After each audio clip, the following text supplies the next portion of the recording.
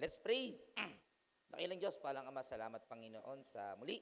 Sa gabing ito, Panginoon, muli at gabayan niyo ang bawat isa, ang iyong lingkod, Panginoon. Tago niyo po sa iyong kadakilaan, Panginoon. Tanging salita niyo lamang ang masambit sa gabing ito. Handaan niyo ang aming puso't isipan, Espiritu ba ng pandinig, Panginoon. At patawad din sa aming mga pagkukulang pagkakasala. Sa iyo ang lahat ng kapurihan, kadakilaan, sa iyong dakilang pangalan sa pangalan ni Jesus. Amen. Malakas na palakpak sa ating buhay na Diyos. So for tonight, actually, magsiseries tayo ng lesson. Okay lang ba sa inyo mag-series tayo? So, dati nag-series tayo ng 7 churches sa Book of Revelation. That was way back 2021, kung doon nagkakamali, 2022. Tapos yung Judges, no? So sa ngayon, ang ating pag-aaral mga the 12 disciples of our Lord Jesus Christ. Palagay nga po. Yeah. Yan, no? Ganda, oh. Galing. Parang Disney, ah. So, may isda. Bakit meron to? May genie. Mag-wish tayo. May genie. At may syempre merong fishers of men. Sino nakakakilala sa 12 alagad ng Panginoon? Nakakatanda. Kabisado nyo? 500. 500.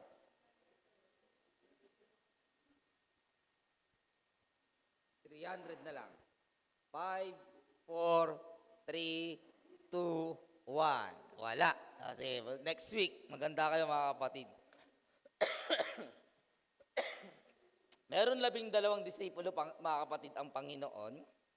At lahat sila ay ginamit ng Panginoon. Ang iba sa kanila, madalas natin naririnig. Actually, ang iba sa kanila, hindi natin kilala. Di ba? Si Bartolomeo, hindi natin kilala, si Bartolome. Gaano, although alam natin ang pangalan niya.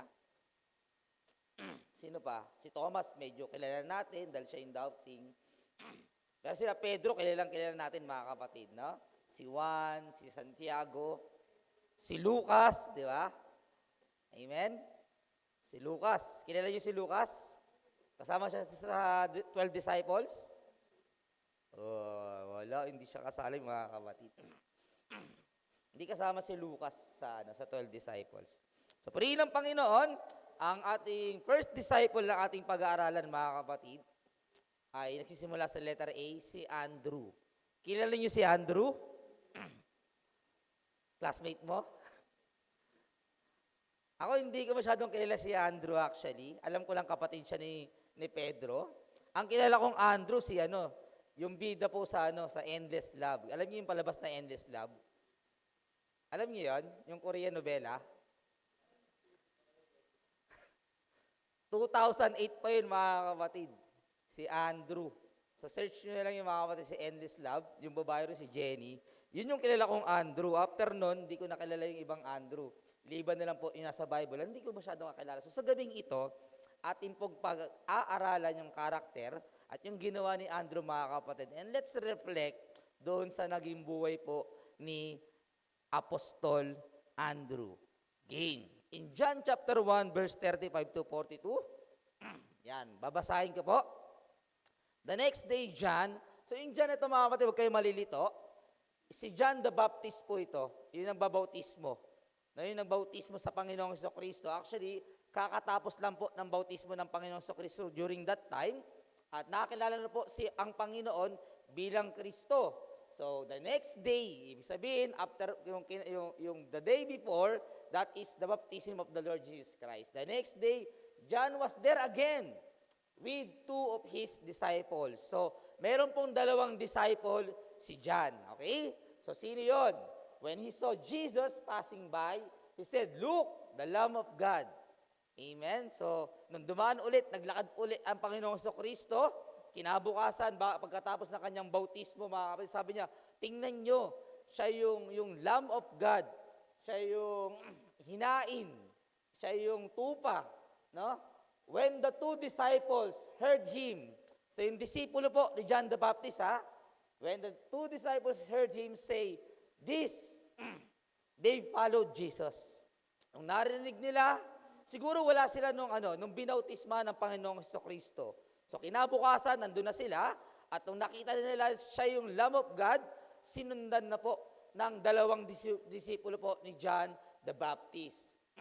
So they followed Jesus, turning around. Tumalikod po ang Panginoong Jesucristo. Na-imagine nyo, so naglalakad po ang Panginoong Jesucristo at sumunod po yung dalawang disipulo. Habang nakasunod yung dalawa, sa dami ng mga tao, ang Panginoong Jesucristo tumingin po patalikod. Tingnan po yung dalawang disipulo. Sabi nito, Jesus saw, then following and asked, what do you want? Anong kailangan ninyo? They said, Rabbi, which means teacher, where are you staying? Saan ba kayo pupunta? Sabi po ng mga disipulo. Sabi ng Lord, come and you will see. Punta ka at makikita nyo. Punta kayo at makikita nyo. So they went and saw where he was staying. So hindi na malinaw mga kapatid at di binanggit po sa Bible kung saan sila pumunta. Okay? So, where he was staying, and they spent that day with him, and it was about 4 in the afternoon. Let's say it is 4 o'clock, 4 p.m., mga kapatid. It was 4 in the afternoon. Verse 40, Andrew, si Andrew, yung disipulo po, ibig sabihin mga kapatid, bago po maging disipulo ng Panginoong Jesucristo si Andrew, yung unang disciple po siya ni John the Baptist. Andrew, Simon Peter's brother, was one of the two who heard what John had said and who had followed Jesus. Diyan po nagsimula ang kwento po ni Andrew. Next, the first thing Andrew did, after po nila magstay, simula alas 4 ng hapon hanggang kinabukasan, unang ginawa ni Andrew, the first thing Andrew did was to find his brother. Simon, si Pedro po yan, and tell him, we have found the Messiah. Yan yung unang-unang ginawa ni Andrew. Hinanap ang kanyang kapatid, that is the Christ, and he brought him to Jesus. Jesus looked at him and said, you are Simon. So after po, tawagin po ni Andrew, siguro isang araw siya nawala, tapos hinanap niya yung kanyang kapatid. Nung tinawag niya, nakita ngayon ng Lord. Sabi po ng Lord, Jesus look at him. Tinitigan niya si Pedro. Hindi niya tinignan si Andrew. Saglit niya tinignan. Pero yung nakita niya si Pedro, nagniningning siguro sa paningin ng Panginoon. Sabi niya ngayon, sabi naman ng Lord, you are Simon, son of John. Sabi niya, kilala kita kung sino ka. Kahit first time lang tayo mag-meet, kilala ko kung sino ka. You will be called Cephas. Ang ibig sabihin niyan is Peter, rock. Si Cephas, mga kapatid, Aramaic kasi yung salita na yan, pero same lang ng meaning yan, mga kapatid. Praise God. So, ganyan nagsimula, mga kapatid, ang kwento po ni Andrew. So, let's go to our introduction. Babasahin ko. Andrew was not the loudest or most famous disciple. Tama? Birang-bira mabanggit, mga kapatid, sa preaching o kaya sa mga lesson natin si Andrew, sa mga teachers, sa mga bata. Tama? Madalas ang kwento natin kay Pedro, kay Paul, di ba? Kay James, kay Thomas, pero hindi natin nababanggit madalas si Andrew. So hindi talaga siya famous, mga kapatid. Sobrang onte at ikli lang na nibigay sa kanila ng author po ng gospel patungkol po kay Andrew. But he was one of the most faithful. Amen? Mamaya makita natin kung bakit isa siya sa pinaka-most faithful, mga kapatid. Hindi kasi mabanggit si Pedro na isa sa mga most faithful. Kasi maraming beses sumablay si Pedro. He is first introduced a disciple of John the Baptist. The moment he heard that Jesus was the Lamb of God, he immediately followed him throughout the gospel. Andrew is consistently seeing bringing people to Jesus. His life teaches us that God often uses ordinary people to accomplish extraordinary purposes. So great disciples are not known by how many people know them, but by how many people they bring to Christ. Si Andrew, hindi siya kilala. Pero mga kapatid, unang-una, the first thing na ginawa niya mga kapatid, nung nakilala niya ang Panginoon, is mag-evangelize. Amen? At una niyang in-evangelize, mga kapatid, ay ang kanyang kapatid. In each one, win one po niya agad. Actually, si Pedro. Amen? Hindi siya nangaral sa isang malaking crowd. Hindi siya nangaral sa isang maraming tao. The first thing na ginawa niya, mga kapatid, hinanap niya ang kanyang kapatid at isinare niya po yung mabuting balita. Amen? Amen. Same with us, mga kapatid. Hindi natin kailangan maging prominente na tao. Hindi natin kailangan maging sikat na vlogger tulad nila Manoy, nila Ate Telestay, mga kapatid, para makapag-share ng gospel. Ang kailangan lang natin, mga kapatid, gawin yung pinapagawa niya at i-share, mga kapatid, sa kung sino man ang inililid sa atin ng Panginoon. Amen? Amen. So, number one character po ni Andrew kung bakit po siya naging one of the most faithful servant, disciple ng Panginoon. Una, a faithful disciple hears the voice of God. Ito yung isang maganda, mga kapatid. Andrew, maraming mga Bible characters nung narinig po ang salita ng Panginoon, hindi agad sumusunod. Nung kinausap ng propeta ng Diyos, hindi agad sumusunod. Sila sinong kinain ng isda? Sila Jonah, even Paul, hindi kagad sumunod si Paul, mga kapatid. 3 araw pa bago siya sumunod.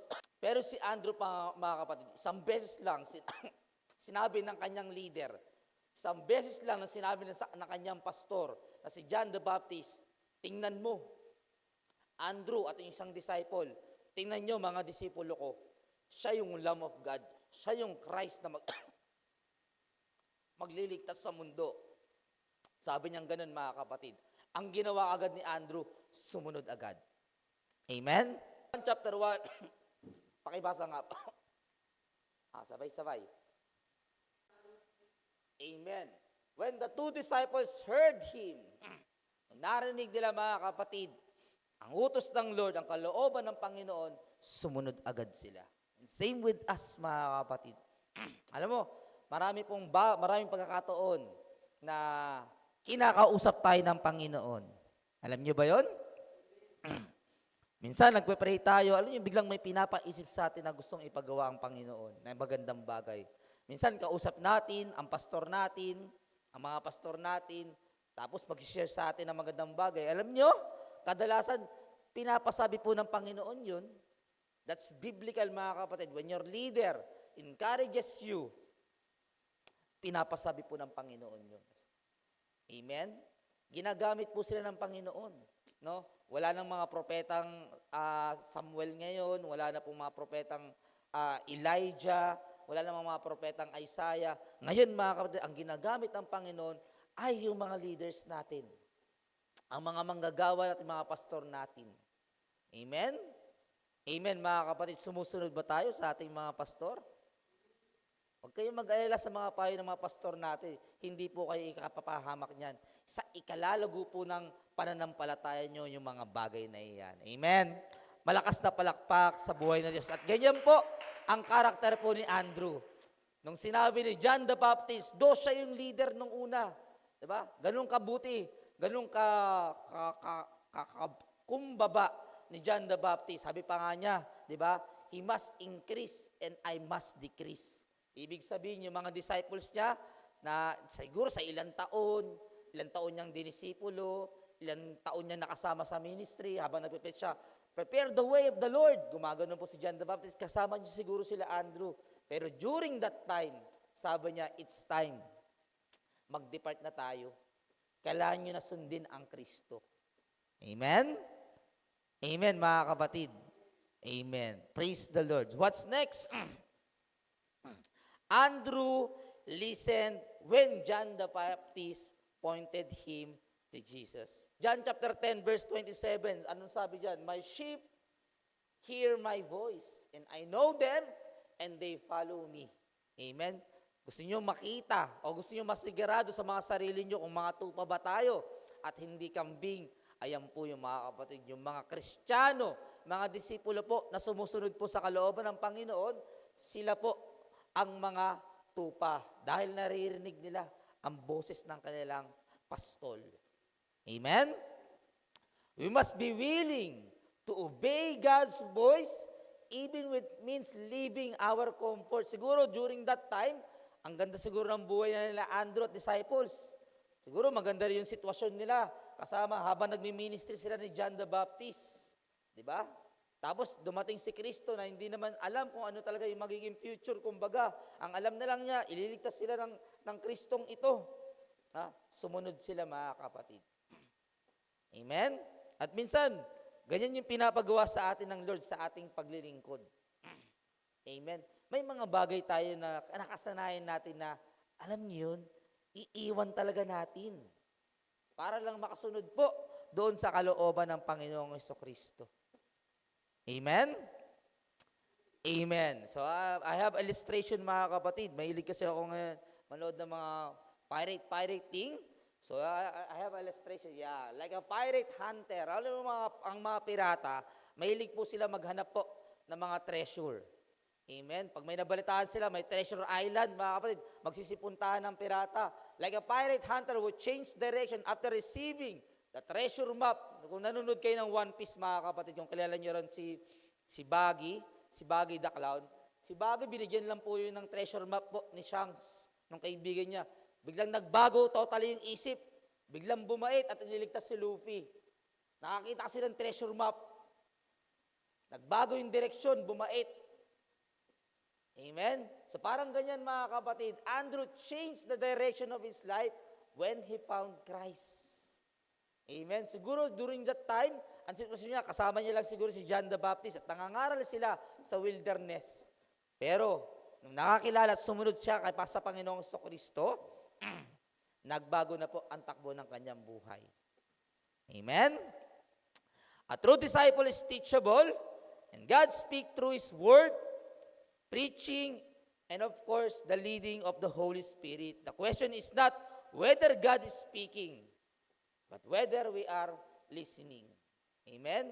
Maraming pagkakataon kinakausap tayo ng Panginoon. Minsan, kahit ang mga magulang natin, yung guardians natin, ginagamit ng Panginoon. No? Pastor, leader, maraming beses mga kapatid.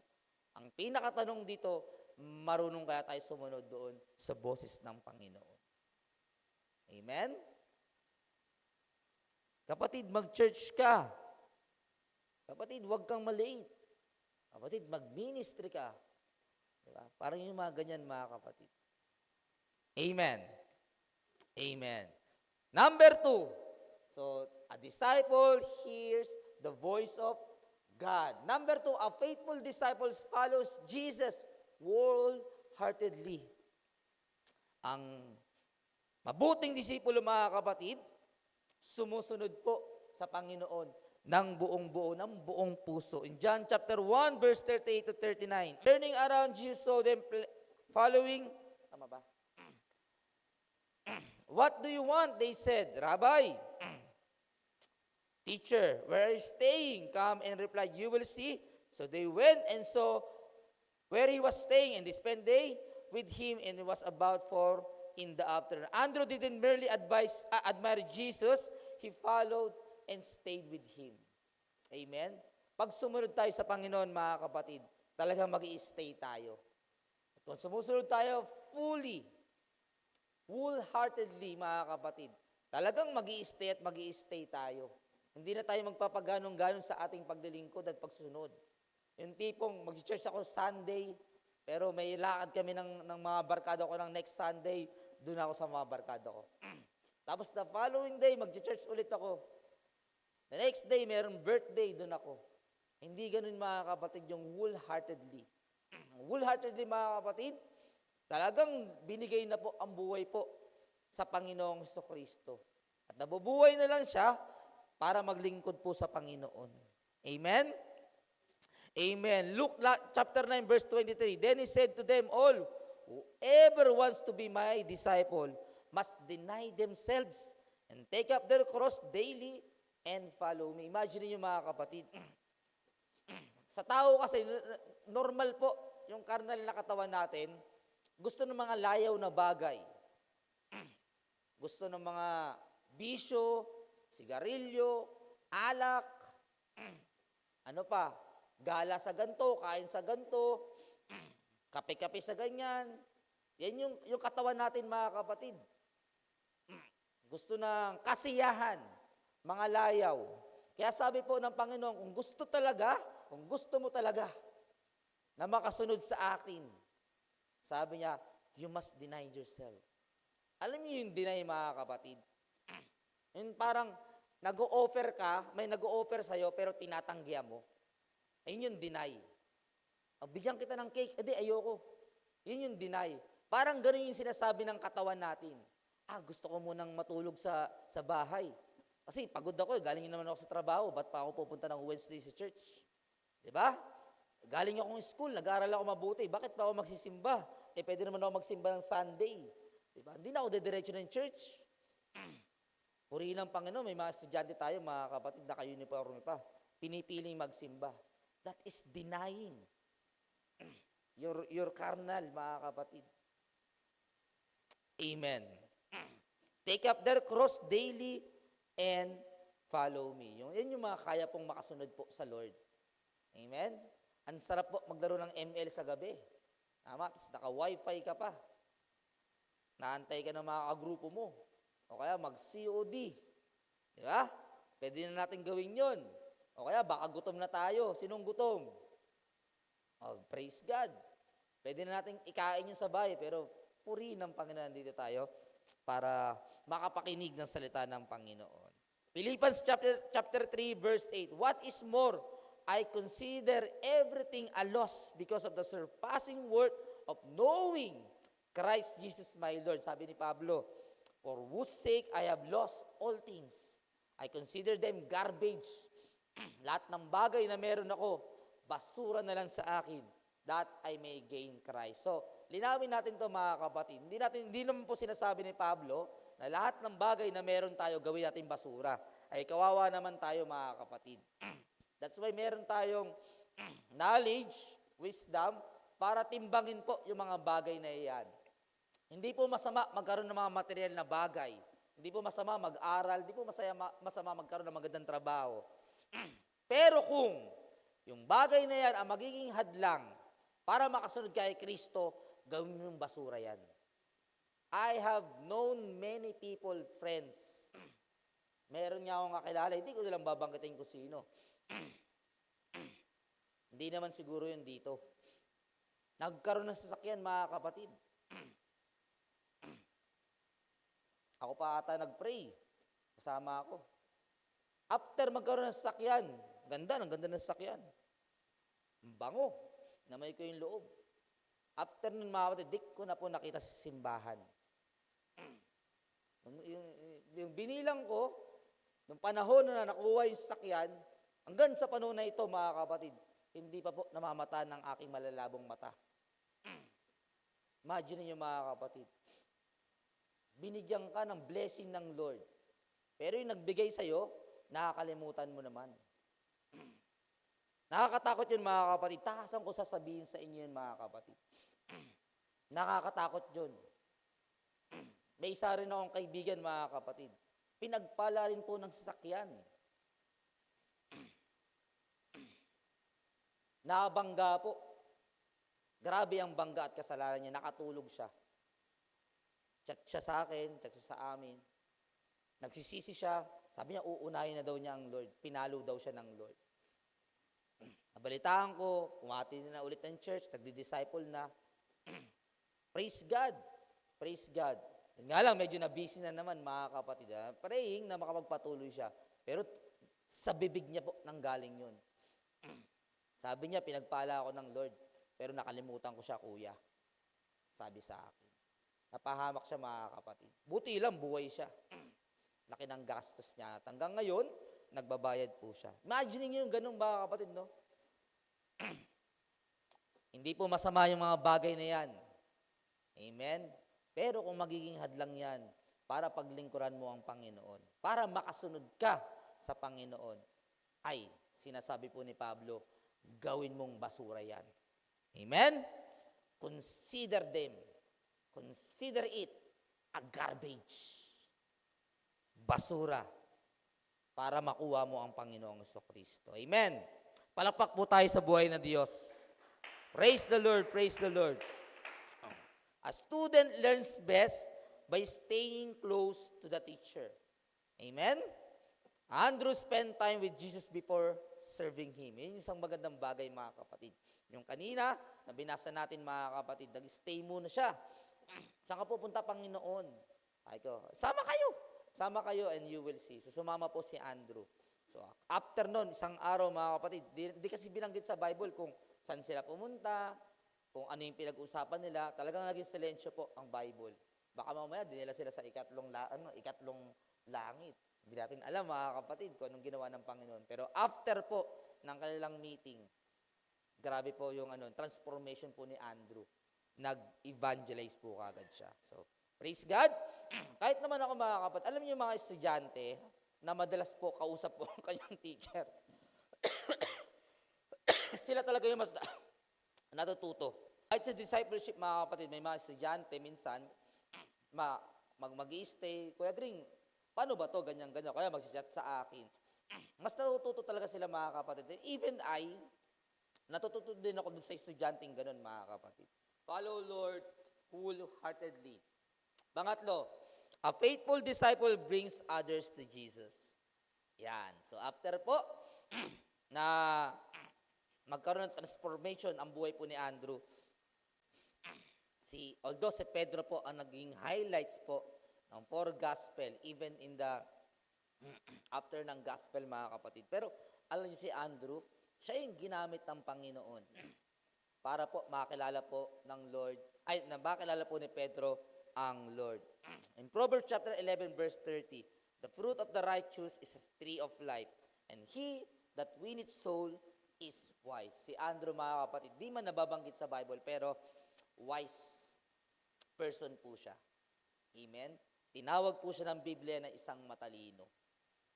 Sino rito na nag-i-invite? Amen. Sino rito nakapag-invite, nagpapatuloy yung invite? Di ba? Nabautismuhan. Matalino ka, kapatid. At ang Lord mismo nagsasabi na matalino ka. In Daniel chapter 12 verse 3, those who are wise will shine like the brightness of the heavens. Yan po ang, alam mo, mga kapatid, pagdating po sa langit, actually pinirich po ito ni Brother Ferdy, no? Magkakaroon po ng mga rewards po, awarding pagdating po sa langit. At isa po ito sa pinaka-award po ng mga soul winner. Meron po silang exclusive crown na siyang mag-identify sa langit, sa millennial kingdom, na isa siyang soul winner. Ayan, no? Those who are wise will shine like the brightness of the heavens. Imagine niyo, mga kapatid, naglalakad ka siguro sa langit, meron kang corona, nagliliwanag. Sabi ng mga tao, ay, ano to soul winner to, kaya ganyan yung crown niyan. Imagine niyo yung ganun, mga kapatid. Those who are wise will shine like the bright, and those who lead many to righteousness like the stars forever and ever. Hindi ka man naging star for all season dito sa lupa. Pagdating po sa langit, ikaw po ang star. All the star, mga kapatid. Amen? Ayaw nyo maging star, mga kapatid? Bulalakaw na lang. Gusto nyo maging bulalakaw? Andrew did not begin with the crowd. He began with one person, and that is his own brother. So, na-apply kagad po ni Andrew. Unang-unang nag-ministry, mga kapatid, sa gospel, each one win one. Isang kaluluwalan talaga, mga kapatid. I have illustration. One candle can light another candle, and soon an entire room is filled with light. Imagine niyo, mga kapatid, no? Kung madilim ang room na to at may isang kandila lang. Yung isang kandila, ipinasa, binuksan po yung isa. Yung isang kandila, sinindihan po ang isa. Hanggang masindihan po lahat ng kandila. Nagliwanag po ang buong room. So, ganun din po ang evangelism, mga kapatid. Ang each one win one. Isa lang ang ma-invite natin, mga kapatid, magpapatuloy. Disciple yung isang yon, time will come, siya naman po ang mag-i-invite. Amen? Tapos yung in-invite niya, parang yung apo mo, spiritually speaking, mag-i-invite din po yun. Diba? Hanggang sa dumami po ang ubasan po, ang manggagawa po sa ubasan ng Panginoong Hesukristo. And this is the question for everyone in this night. Who is your Peter in your life? If you are Andrew tonight, kung ikaw yung nakakilala sa Panginoon, kung ikaw yung nakaranas ng transformation sa Lord, sino ngayon ang iyong Pedro? Amen? Pwedeng mama mo, pwedeng papa mo, anyone na malapit sa iyo tulad ni Andrew, sobrang lapit sa kanya ni Pedro, siya po yung magiging Pedro mo, mga kapatid. Di pa siya nakakilala sa Panginoon, ito na yung pagkakataon mo. Okay? So, number 3, he brings soul to the Lord. Number 4, a faithful disciple trusts Jesus with what he has. Amen. Ang isang tapat na isang Kristiyano, mga kapatid, titiwala sa mga bagay na meron siya o sa mga bagay na nasa paligid niya. Isa pong kwento po, ng topic natin ngayon, si Andrew in the Gospel of John chapter 6, verse 8 to 13. Another of his disciples, Andrew, Simon's Peter brother, spoke up. Ito po yung 5,000 mahigit na katao po sumunod po sa Panginoong Jesucristo. During that time, gutom na po ang lahat at walang pagkain.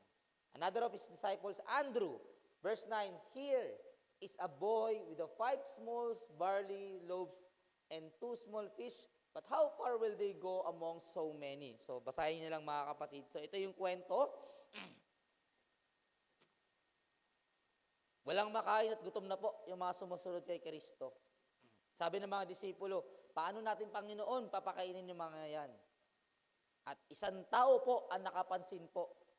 No? Siguro yung mga disipulo, tanong na ng tanong sa Lord, Lord, anong gagawin natin? Diba? Siguro yung mga disipulo, si Judas, wala tayong pera pambili ng pagkain para sa 5,000 kalalakihan na yan. Wala pa yung mga asawa nilang babae at mga bata. Siguro yung 11 disipulo ay hindi na makapag-isip ng maayos. Pero itong si Andrew, yung matalino, yung wise disciple, sabi niya, ito mayroong bata, may dalang tinapay at isda. Amen? Minsan napapansin lang natin yung bata na nagdala po ng tinapay at isda. Pero actually, mga kapatid, ang nagdala po sa kanya, si Andrew. Amen? Siguro kung bida-bida ako at ako si Andrew, at gusto ko kumuha ng Gloria, ang gagawin ko sa bata, boy, bilhin ko na lang yan. Dadaling ko sa Lord. Para, Lord, ito, may tinapay, tsaka isda. Alam kong kaya mong paramihin yan. Pero hindi ginawa ni Andrew yun, mga kapatid. Kinuha niya yung bata. Amen? So, ano yung nakita natin doon, mga kapatid? Nagdala na naman ng kaluluwa po si Andrew. At hindi niya pinili kung matanda o kapatid niya, kamag-anak niya o sino man, mga kapatid. Kahit pa bata, dinala niya sa Panginoon. Amen? Pangalawa, nakita niya yung resources. Amen? Nakita niya yung medium na pwedeng gamitin ng Panginoon. Alam niyo, sa ating pangangaluwa, sa pagbahagi ng salita ng Panginoon, minsan, i-consider din natin yung mga bagay na yan. Naalala ko, nababanggit na po ng ating Pastor Donde. Dapat, yung mga, alam mo yung mga malaking isda na ang ating tinatarget. Hindi naman natin binabaliwala, syempre, mga kapatid, ang mga ordinaryong tao. Diba? Pero alam niyo yun, magandang bagay din naman, mga kapatid, na makabingwit tayo ng may mga kakayanan. Amen? Nagagamitin ng Panginoon para pagpalain ang karamihan. Tulad po ng batang iyon. Ginamit ng Panginoon yung dala-dala ng bata para pagpalain ng 5,000 kalalakihan. Amen. Hindi natin alam. Di ba? Tulad po ng batang iyon na ginamit. baka yung dadalhin natin at na-invite natin sa church, di ba? Ay gamitin din ng Panginoon. Amen, mga kapatid? Amen? Andrew brought the boy with 5 loaves. Ay, okay. The offering seems small, but Jesus multiplied it. Amen? So, walang imposible sa Panginoon, mga kapatid. God can use what seems insignificant when it's surrendered to Him. Yung mga bagay na yan, mga kapatid, at tingin natin parang wala lang, maliliit, o kahit yung malalaking bagay, mga kapatid, lahat ng resources, kung isusurrender natin sa Panginoon, kayang-kaya niyang pagpalain. Amen? Buti na lang, dinala po ni Andrew yung bata. Malay nyo, mga kapatid, may bata rin kayo madala sa church. Amen. Madalas ko ang banggitin, lalo pag sa mga teachers, naging mabuti kayo sa mga bata at turuan nyo na maayos. Hindi natin alam, baka 1 taon, 2 taon, 10 taon, 12 taon. Kapag dating panahon, maging presidente ng Pilipinas yan. Di ba? Aba, si Mamat, di ba? Naging Sunday school teacher ka, Mat? Hindi, teacher tuloy. Student, di ba? Hindi natin alam, baka mamaya after 40 years, 50 years, si Mamat na presidente ng Pilipinas. At least mababanggit niya si Olay. Nalalo ko, may teacher ako sa Sunday school. Si Pastor Olay na, during that time, pastor na siya. Di ba? Ganun, mga kapatid. Amen. 2 Corinthians chapter 9, verse 8, and God is able to bless you abundantly so that in all things at all times, having all that you need, you will abound in every good work. And Ephesians chapter 3, verse 20, now to Him who is able to do immeasurably more than all we ask for, imagine, according to His power that is at work with us. So wala pong imposible sa Panginoon.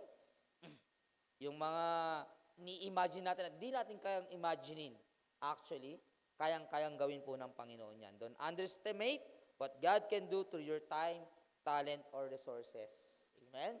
Kung sa palagay mo, wala kang kakayanan, hindi, may kakayanan ka.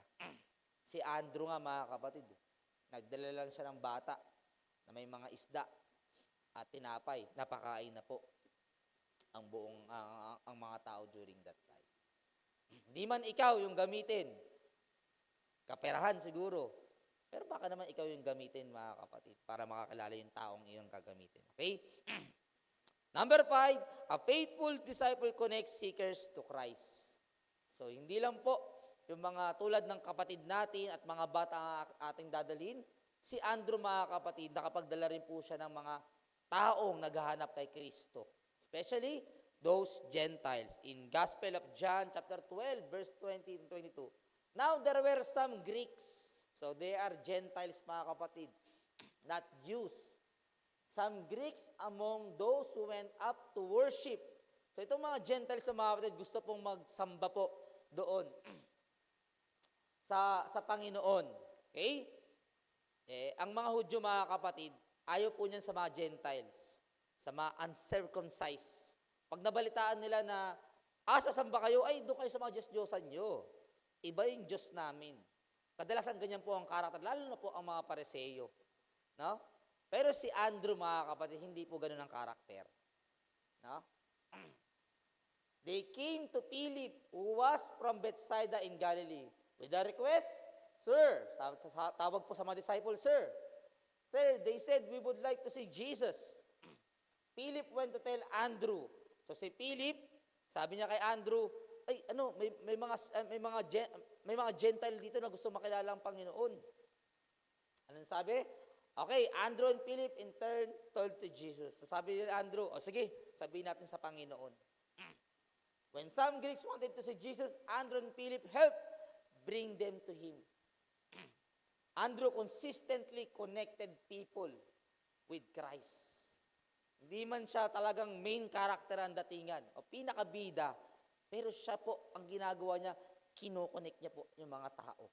Binibitbit niya yung mga tao. Di man siguro siya ganun kagaling magsalita, tulad po nila Matthew, nila Pedro, pero anong ginagawa niya?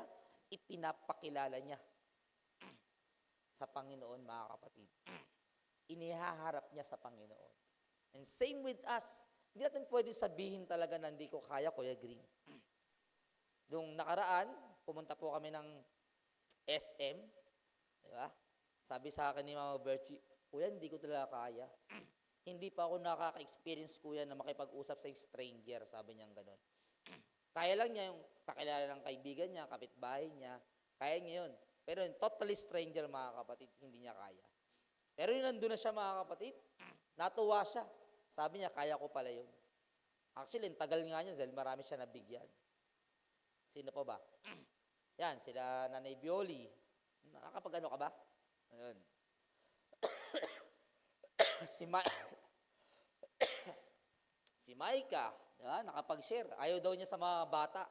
Gusto niya sa matatanda. Tama ba?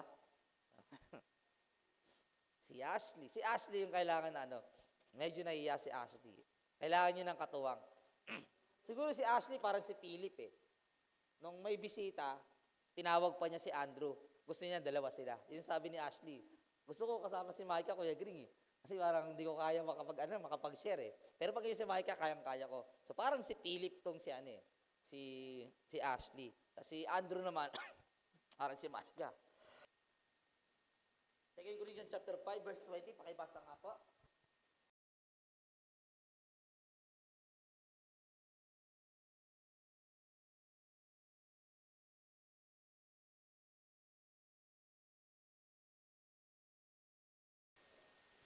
Yan. So tayo po ay mga ambassador po.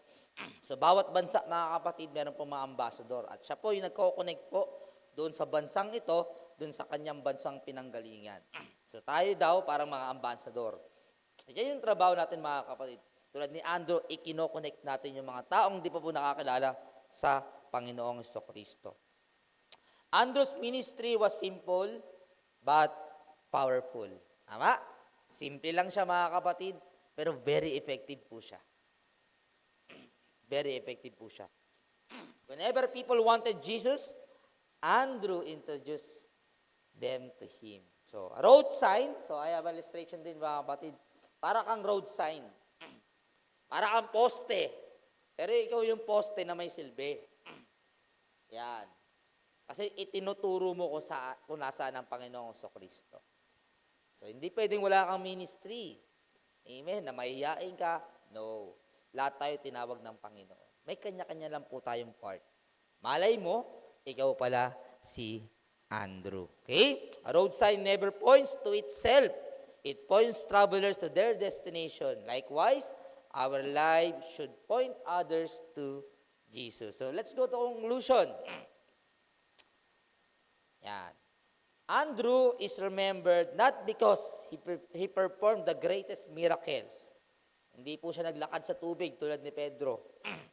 Or preached the biggest sermons. Hindi po siya nagpe-preach tulad ni Pablo. But because he faithfully brought people to Jesus, nakilala po siya, mga kapatid. Alam na natin yung kwento niya. Andrew brought Peter, who preached at Day of Pentecost sa Acts chapter 2, verse 38, mga kapatid.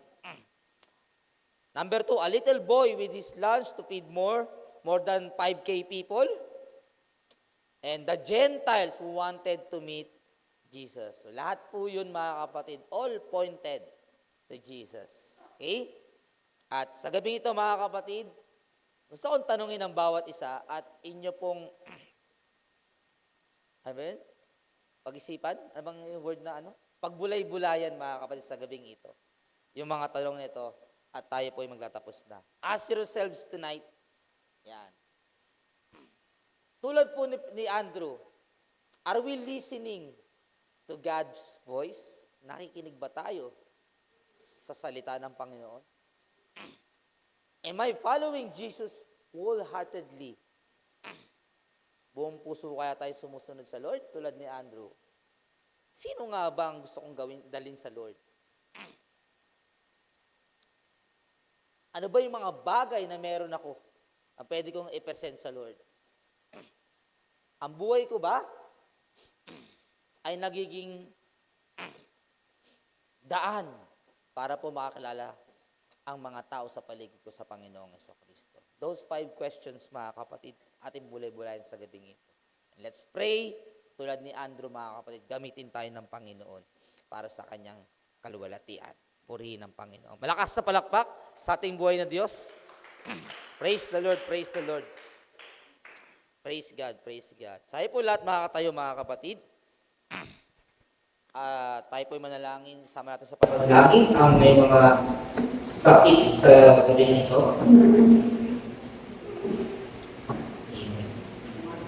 Ayun ang prayer request dito sa atin.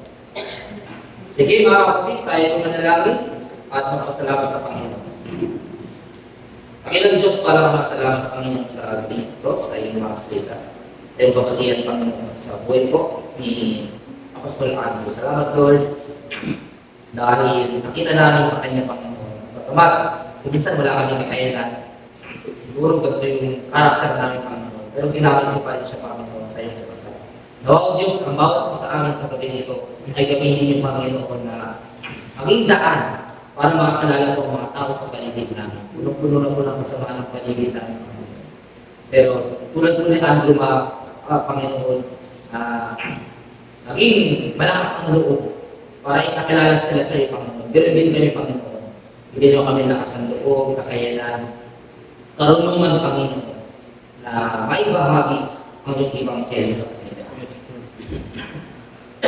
Ngayon po, Panginoon, nais po namin ipalangin ng kagalingan, Panginoon, si Sister Bartes Torres, Panginoon, na siya may sakit sa pangunador, diabetes sa Panginoon, kaya nakakalat ang kanyang sitwasyon, Lord. Umilis ko po, Panginoon, sa kanyang buhay, Panginoon. Pagalingin siya, Diyos, sa kanyang katawang panlupa, Panginoon. Kaya hindi ipagkalong sa kanila, Panginoon, ang mga pangangailangan nila, ang may gamot man ito, ano man ito, Panginoon, kaperahan. Kaperahan, Panginoon, ipagkalong sa kanila, Panginoon. Hindi, si Diyas, God, at siya nagbabantay kay Panginoon. Pagpalain siya ng Diyas. Pagpalain siya, Panginoon. Malakas ang physical na ipatulog sa kanila. I pray, O God, kay Sister Rosel Vivas, na may problema sa kanyang tayo ng Panginoon. I pray in Jesus' name, ano man ito, O God, sugat, kati, Lord, kumilis ko, Panginoon, pagaling, Panginoon, antayin mo lang aming kapatid. We pray also kay Nanay Noni, na masakit ang likod. Hallelujah. Praise the Lord. Jesus. Sa iyong lingkod, Panginoon God, pagaling din, Panginoon, ang kanyang bubo. At sa lahat na may sakit, Panginoon, sa mga oras ko, Panginoon, I pray in Jesus' name. In Jesus' name, O God. Tatalingin, Panginoon, bumula lamang sa aming pagsamantala. Pag-iwalay, Panginoon, kayo ang mag-ingat sa bawat sa Panginoon. Malayin silang lahat.